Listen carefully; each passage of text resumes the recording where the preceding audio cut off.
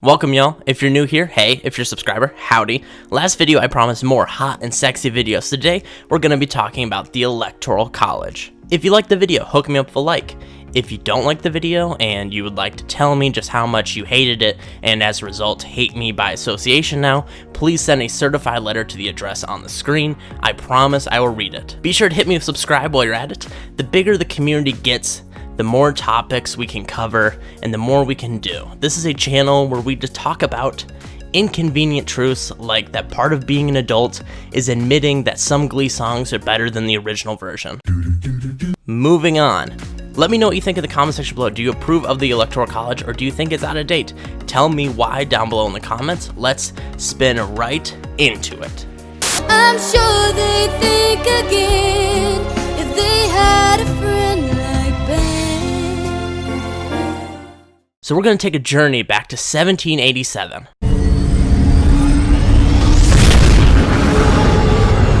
Hey, it's me, and it's 1787. Ugh, y'all reek. There were several reasons surrounding the Electoral College becoming a thing, but the main was that the Founding Fathers did not want the general masses voting.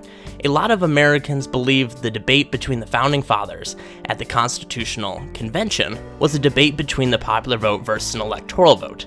This is actually wrong. The Founding Fathers disagreed on a lot, but there were two things that they could agree on. Britain sucks, and the population under no circumstance should vote for the president. At the time, states had their legislatures choose their governor. That's a system that seems very scalable, so the Founding Fathers debated if it would work nationwide with Congress electing the president. The convention fell into two groups. The Virginia group, which believed larger states should get more of a vote than smaller states, and the New Jersey group, which suggested that every state should get one vote to cast for president. They argued for 2 weeks and made no progress, so they assigned figuring out how we'd elect the most powerful man in the world to a committee called the Unfinished Parts Committee, which came back with the Electoral College. Let's be clear here. The Electoral College did not emerge because of opposition to the popular election of the president. However, during the Constitutional Convention, they did shoot down the idea of a popular vote twice. At this point, you're probably thinking, well, duh, you stupid statue, they warned about the tyranny of the majority. That's why they shot it down. Well, I have some news for you. You're wrong.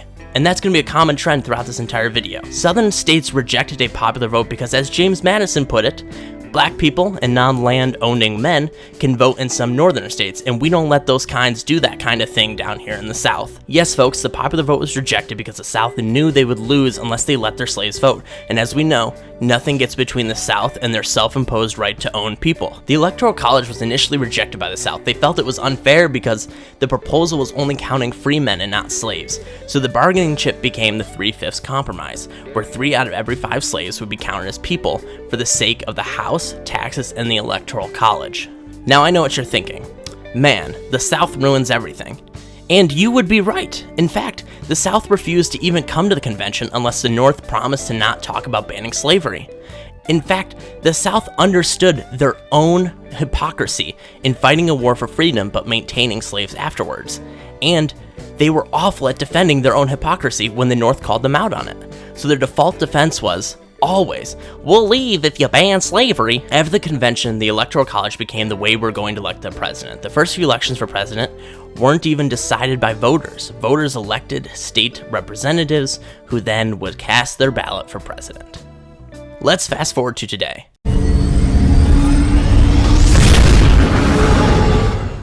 Whew! Let me tell you, Central Air has done a lot for the scent of a lot of people. The Electoral College is an outdated system that underrepresents cities, overrepresents rural areas, and doesn't allow us to have a fair election. Let's look at how it underrepresents America's largest population centers. Here are the top 5 most populated states. Added up together, they equal 171 electoral votes, which is 31% of all electoral votes, despite these states making up 40% of the US population. These 38 states also make up 40% of the US population, but they account for 47% of all electoral votes. In fact, if you add Virginia and New Jersey into this, you can win the presidency with only 43% of the vote. This happened twice in American history. Once with Richard Nixon in 1968, and another time with Bill Clinton in 1992, when they both won the presidency with exactly 43% of the vote. Electoral College loyalists will say that this is necessary to give small states the same voice as larger states. This is just factually wrong. It gives smaller states a bigger voice than larger states. 40 of the smallest states make up 43% of the population, but account for 52% of the electoral votes, meaning 57% of the US population, despite being a majority, would be overruled by a minority. Whatever happened to one person, one vote? Another popular argument in favor of the Electoral College is that without it, only 4 states would decide the election. This argument is incredibly lazy. The 4 biggest states only account for 33% of the US population. It's also a very lazy argument because it implies that the 4 largest states have something in common. And I can tell you, and I know for a fact most Americans will agree with me, the people who live in California and New York have nothing in common with the people who live in Texas and Florida. The last argument we'll address is that one that says the Electoral College ensures that all parts of the country are involved in selecting the President of the United States. This is nonsense. It already doesn't work this way. In 2016, 2/3 of campaign stops were in 5 states. 94% of all campaign events were only in 12 states.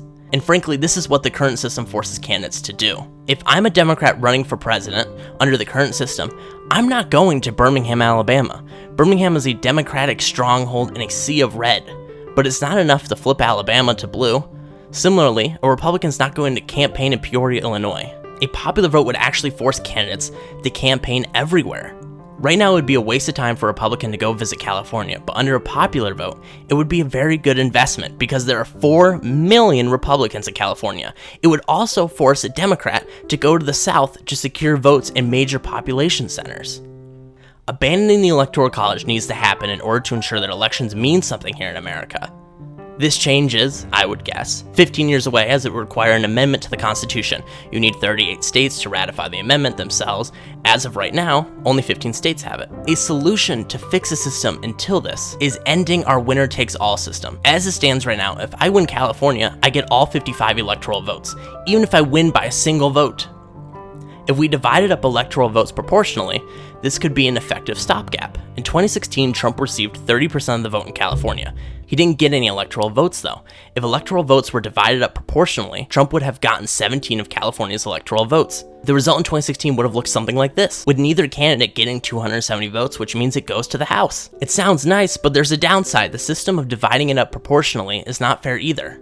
But it's something. My last and final point about how the Electoral College is a scam is that it doesn't even work how it's supposed to. The Electoral College is supposed to make independent judgments on the presidency, essentially being a love child between Hamilton's desire to have a king in a parliamentary system and Madison's states' rights fantasy. The electors are supposed to make independent judgments. That means not caring about what the voters of your state thought, perhaps not even allowing them to vote in the first place. This is the part where I tell you that outside of a few hiccups at the convention, that the Electoral College was a smash hit success and that everyone took their role in this brand new nation very seriously. Wrong again. It was a train wreck then, and it still is. James Madison wrote in Federalist Paper number 63, "The real difference between ancient democracies and modern republics lies in the total exclusion of the people and their collective capacity from any share in the latter, and not in the total exclusion of the representatives of the people from the administration of the former."